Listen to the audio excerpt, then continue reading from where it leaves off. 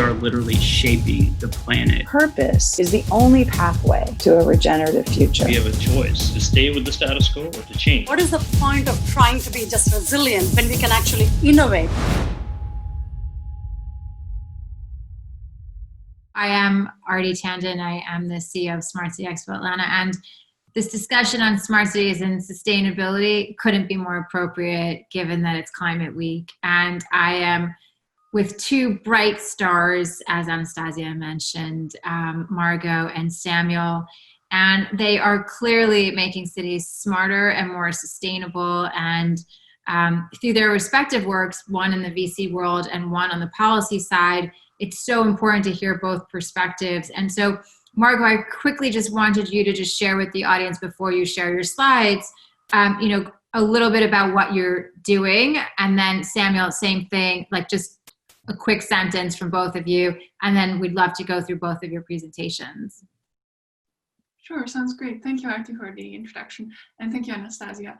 On my side, as Anastasia has mentioned, I originally come from a construction background, and I've always been fascinated by building. So right now I'm working at Plug and Play, and I work in the Smart Cities team, which encompasses both real estate and construction, energy, but also peripherally IoT and automotive industries.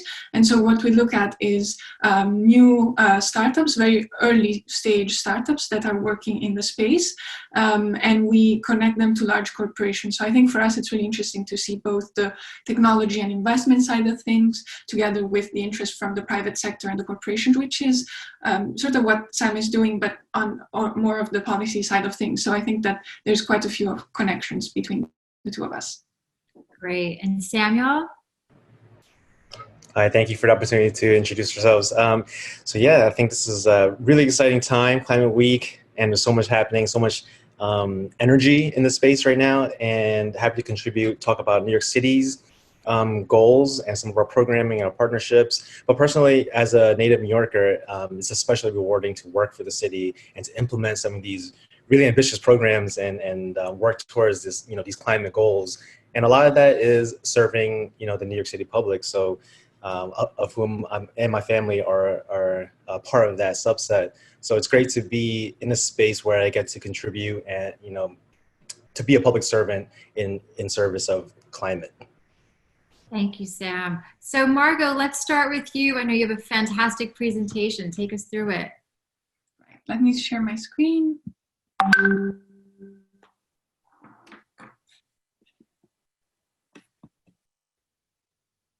There we go. Share. Can you all see my slides? Yes, I suppose so. Right, great. Let me put you here, otherwise I'll be looking at the screen. Okay, Margot, we can actually see your desktop, not your slide. Yeah. Oh, wow, that's not good. It happens. Let me try again.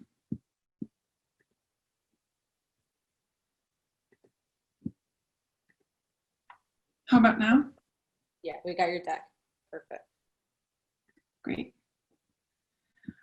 Great. So as Aarti mentioned, we thought it would be interesting to, of course, Sam is going to talk about what New York City is actually doing in terms of policy and regulations and implementation. And we thought it would be interesting to introduce that from a technology innovation standpoint. So what are actually the characteristics that make a city smart in terms of open innovation, entrepreneurship, and technology. And that's where Plug and Play comes in. We are a venture capital investor. We're among the most active early stage investors in Silicon Valley, where we are headquartered. And with all the startups we get to talk to, we get also to connect them to our corporate partners. So through our corporate innovation platform, they share with us, it's usually large corporations that share with us either innovation areas they're interested in, but also challenges and pain points they're facing. And so we connect them through accelerator programs, but also deep dives. And I think being in the Smart Cities team is particularly interesting because the diversity of the corporations is very interesting. There's both oil and gas majors, but also power utilities, but also construction companies and cities we're working with. So it's really interesting to see the synergies between the private sector and what happens in the technology space and investment side of things in general. And so, as I mentioned during my introduction, the Smart Cities umbrella encompasses both energy, real estate and construction, automotive, and IoT. And I think that really showcases the complexity of the concept of smart city in itself. So there's the built environment interacting with many different infrastructure, be it water, energy, waste, and that translates into a diversity of stakeholders that are involved and that are very hard to compartmentalize. So both governments and regulations, but also private sector and corporation, as well as research institutes such as universities and NGOs. And finally, the entrepreneurial side of things with tech hubs and VCs that really drive the innovation together with the institutional side of things. And so I think in terms of drivers, with the increasing number of cities committing to carbon neutrality and increasing urbanization, that really brings to what I think is one of the pillars of the smart city, and that's citizen engagement, the fact that they're becoming more involved and aware of the different initiatives through initiatives such as the city's climate leadership group, but also carbon neutral cities alliances. I think that really connects well to the fact that sustainable cities are about managing data, assets that are both physical and non-physical, and also resources in an efficient way, not just from an environmental standpoint, but also from a cost-effective standpoint. And I think really the idea of smart city that brought me to venture capital at the beginning of my career is the fact that we are now in the perfect moment to leverage the huge amount of data we have coming from energy consumption of buildings, traffic, and so on, through new network capabilities such as 5G that really allow to integrate information and communication tech into sustainability of managing all the info we get from buildings and infrastructure. And so I thought of mentioning a few trends that we're seeing in the startups we talk to, or in general in the initiative that our corporate partners are interested in terms of things that could relate to your presentation later on, Sam, with, for example, the Law 97 of New York City focusing on carbon emissions for buildings. So really the idea of taking a holistic approach to the built environment and looking at life cycle assessment of buildings for their emission accounting, looking at both operation and maintenance of buildings, but also the construction in itself of embodied carbon emissions, as well as new infrastructure interactions with power purchase agreements of renewables. How do we actually define a building that is net zero energy or net zero carbon, not just, of course, from a technological standpoint, but also an implementable standpoint from a regulatory point of view. And finally, something that is really a hot topic for us in terms of startups is new construction materials. New construction materials, not just in terms of bio-based materials that such as wood and so on, but really circular economies that focus on tracking and tracing supply chains that take in consideration carbon sequestered concrete and so on. So these are really things that I thought would be worth mentioning. And this is a little bit our investment thesis at Plug and Play that really showcases that smart cities have a broad range of themes, anything from smart buildings to energy efficiency storage, but also alternative mobility concepts. And something I'm personally very passionate about, big data in terms of being able to transfer, store, but also gather insights from all the data we get from all the different actors in the smart city. And so I thought of choosing 5 startups as an example of what entrepreneurs and young minds are working here in Silicon Valley in terms of advancing sustainability in cities. So for example, in energy, I thought it would be worth mentioning Sapient. So it's a plug load management system that deploys smart outlets.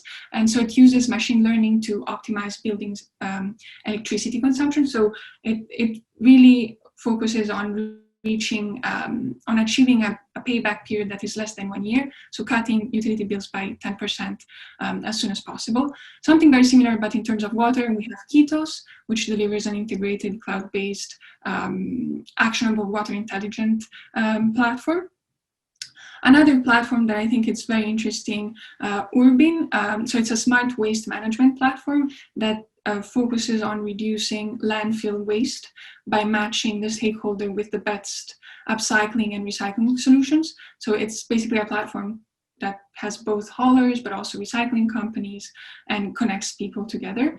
Checkerpoint is a material company, and it's basically an innovation platform that focuses on the design of materials at a molecular level, so high performance materials that are more sustainable than other types of materials that might rely on petrochemical inputs or what have you. And finally, a last platform that I thought is not necessarily related to the built environment, but I think the idea is really interesting, is Carbon Space. So it's an artificial intelligent and satellite-powered subscription as a service platform that is used for carbon footprint tracking and verification. So right now, I think they're really focusing on the B2B business model, so from corporate to corporate. But I think it would be interesting to see this implemented on a city standpoint. So I think the idea here was to say, here I chose different things that I saw in the news when looking at what's happening in the space. There is the institutional side of things, there is the technological side of things, but personally for me, I think the smart city is really about the citizens' perception and how they can contribute to making it smart. It's not just going to be through research and data or the implementation of policies, but also getting citizens more engaged and serving them on areas that might be anything from governance to their mobility, to their safety, their access to opportunities and health.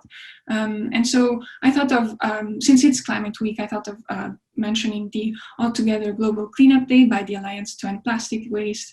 And that's actually one of the startups we talked to that is powering this day, which is basically a startup that allows any one of us can download it, and you can keep whatever, you can clean up whatever waste you have, and then you can log it on the app.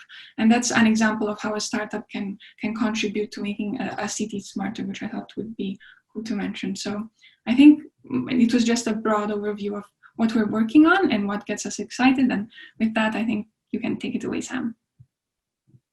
Great. I know, Sam, you have an exciting presentation as well. I mean, Margot, everything that you're doing is really, so humanity-centered. And as Sam said, ultimately, it's about serving the people who live in those cities with this new technology. So, Sam, share with us about what you're working on.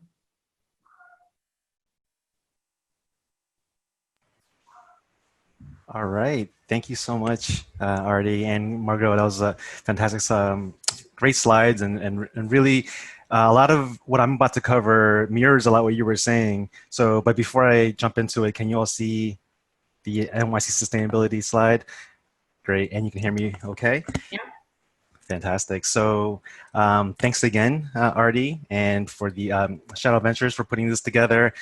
This is a great conversation and a great way to kick off Climate Week. So let me just advance this slide so y'all can see.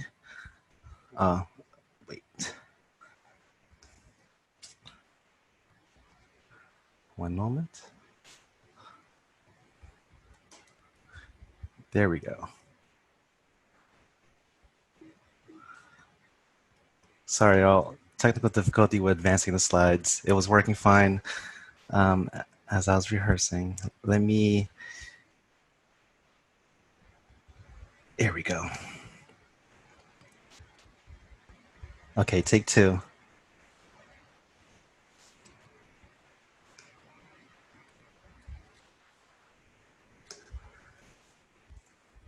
I swear this was working before.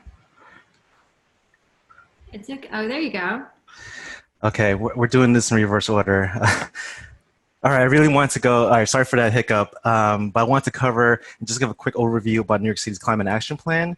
It started in 2013 called Plan YC, and this has to be updated every 4 years. So in our current administration, Mayor de Blasio released one NYC in 2015, and most recently, and last year, we released one NYC 2050, which really which includes the Climate Mobilization Act, which I'm going to go into a little further. But I just wanted to show how the progression of all the data that we collected and all the reports and analyses that we've conducted over the years led us to this moment. So it didn't just happen in a bubble. One of the reports I want to call out here is One City Built to Last Technical Working Group, which was released in April 2016. And this was first of its kind, really deep dive into New York City's 1 million buildings, looking at different kinds of building systems, where they are, the vintages, and how we can approach a citywide effort to reduce buildings emissions. And within NYC 2050, one of the volumes is all about sustainability, naturally. And within these goals, we have strengthening communities and buildings and infrastructure and the over 500 miles of waterfront in New York City to be more resilient, creating economic opportunities for all New Yorkers through climate action, fighting for climate accountability and justice, and achieving carbon neutrality and 100% clean electricity. And that's going to go a long way to meeting our goals, our 2050 long-term goals. And as I was mentioning before, our approach kind of mirrors the private sector and what Margot was covering in terms of our team structure.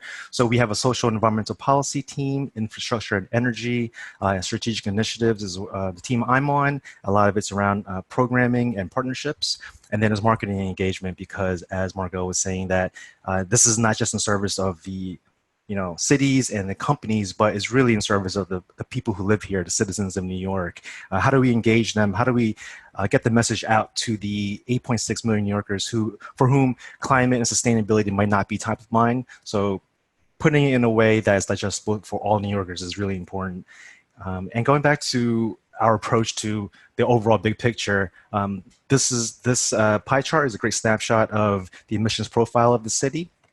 So as you can see, buildings account for about 2/3 of citywide emissions, and then the remaining is between transportation and waste. So in a way, we're lucky that we have this kind of breakup, because even though buildings account for a lion's share of the city's emissions, they're also the greatest opportunity to reach our environmental goals.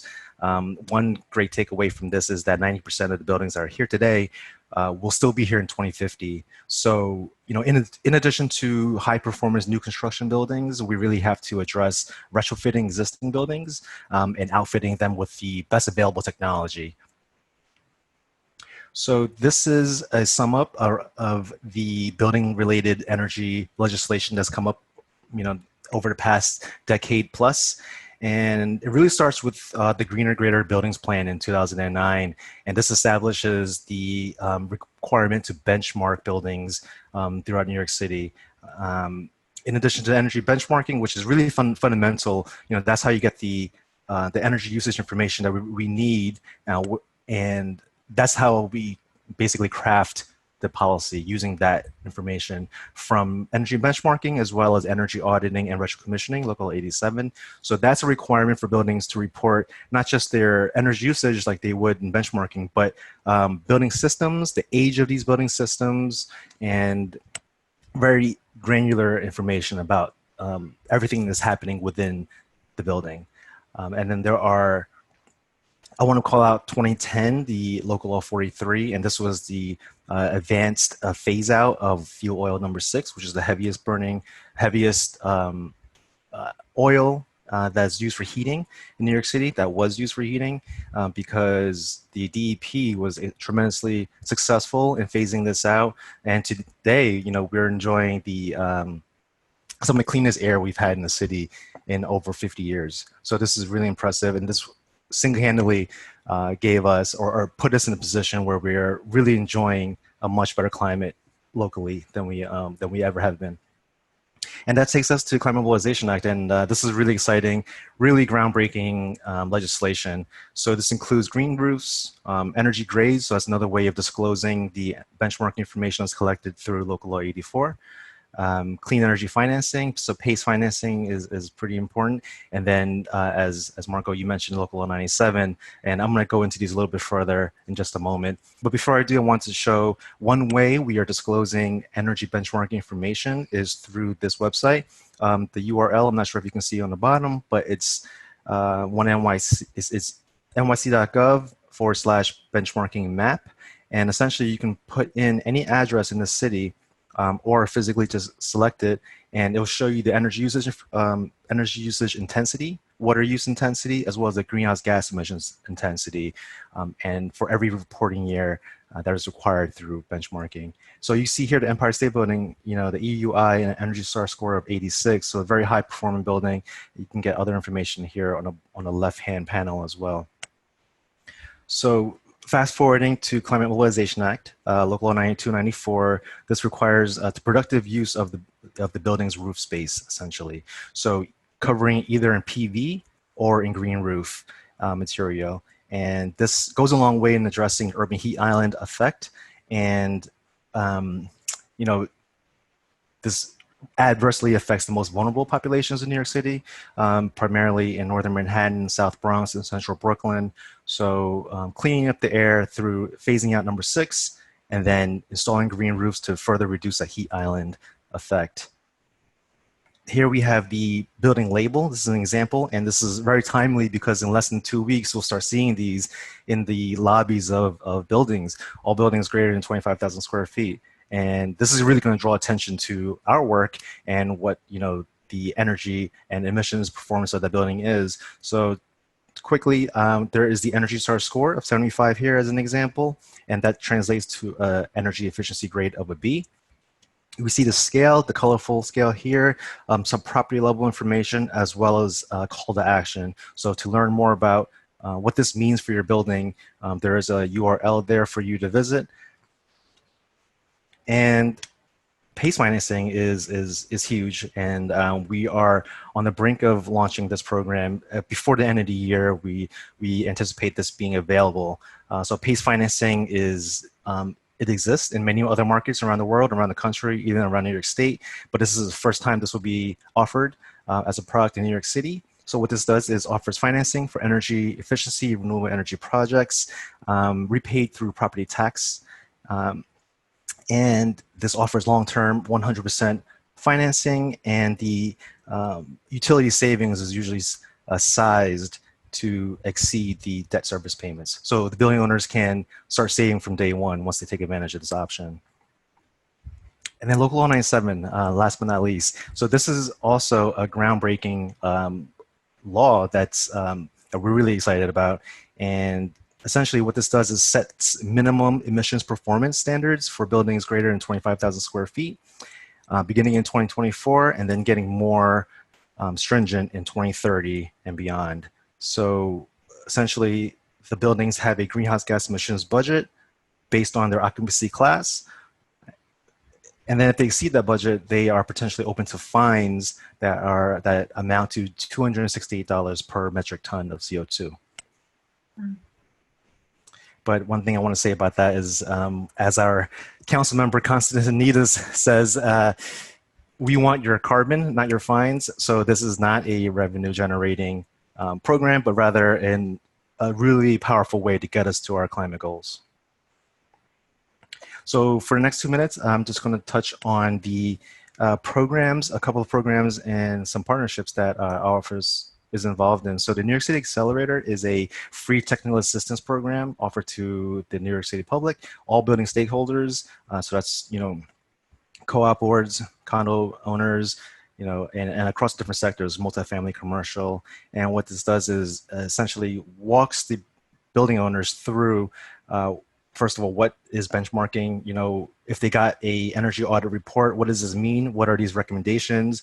Where do you find incentive programs? And what's the best approach to it? So this serves all building owners, affordable market rate, and not just so it covers everything from everyday efficiency, like lighting upgrades and HVAC improvements, to really high performance, deep energy retrofit projects. So, layering on capital planning, as well as like end of useful life for each building system, and what makes the most sense for that particular building. So this is very personalized, very tailored service, and it's offered free of charge. So in addition to building systems, we have to really look at how buildings are operated. So this is a free training program for building owners, for building operating staff. So this is a no-cost program to serve maintenance staff, management, superintendents, co-op boards to learn more about this. So, you can improve the building systems, but this is really about bringing in the next generation of building operators so they are aware of all the different opportunities that exist within the building systems itself. And the New York City Carbon Challenge is a program that's near and dear to me. So essentially, this is a voluntary leadership program. It's a public-private partnership between the city of New York and the leaders within the private sector. And that includes, universities, hospitals, commercial offices, multifamily buildings, hotels, and retail organizations who have voluntarily committed to reducing greenhouse gas emissions from the building's stock. And this is a great partnership. It started back in 2007. And to date, we have over 125 participants across those 6 different sectors I mentioned, accounting for over 500 million square feet of commercial real estate. So that's roughly 9% of citywide square footage that's committed to reducing their greenhouse gas emissions. And that takes me to my last point I want to bring up, which is, we work with these leaders in the Carbon Challenge to celebrate, to highlight their projects, the really innovative approaches to energy efficiency and sustainability so that it can be replicated and scaled up throughout the portfolios in New York and beyond. So in that vein, we also work with our national partners through the Urban Sustainability Directors Network, through our international partners from C40 Cities, CDP, and they actually just recently launched a program called the City Business Climate Alliance, which is really about this partnership between city governments and their business communities. So this is the first year of that program. New York City is part of it, and we are looking forward to sharing everything we've learned through the Carbon Challenge to help these other cities, become smarter and more sustainable. So that's. Thank you so much to you and Margot. I know we only have a few minutes left, probably 2 minutes at the most.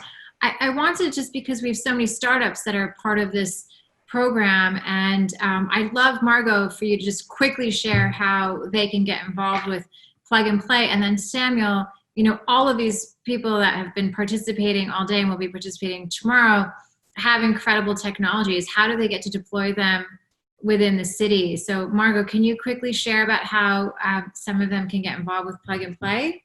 Yes, of course. I think for us, we run 2 accelerators every year for each vertical. So right now we just closed our fall one, but we're always looking for people to apply through our website or to reach out through LinkedIn, but also join events. We have a lot of events. For example, there was one about the future of the workspace last week, the future of mobility, but we also have events on energy innovation, around hydrogen, procurement methods.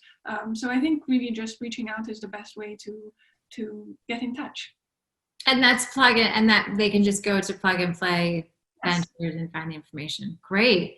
And Samuel, how do some of the startups get involved with the city? Do you have an accelerator? I know you talked about the accelerator. That seems to be for the public, but is there a program in which you incubate or work with startups to help address and reach the carbon goals? Yes, I'm so glad you mentioned that, because I had planned to talk about that as part of my slides, how the Economic Development Corporation, the New York City EDC, has several incubators. There's the Urban Future Lab, there's the Urban Tech Lab, and then the Grand Central Tech Hub. So all of these are, property tech incubators that really bring different kinds of companies that have different offerings into the New York City space, to use the New York City as a demonstration lab almost, to pilot some of these technologies.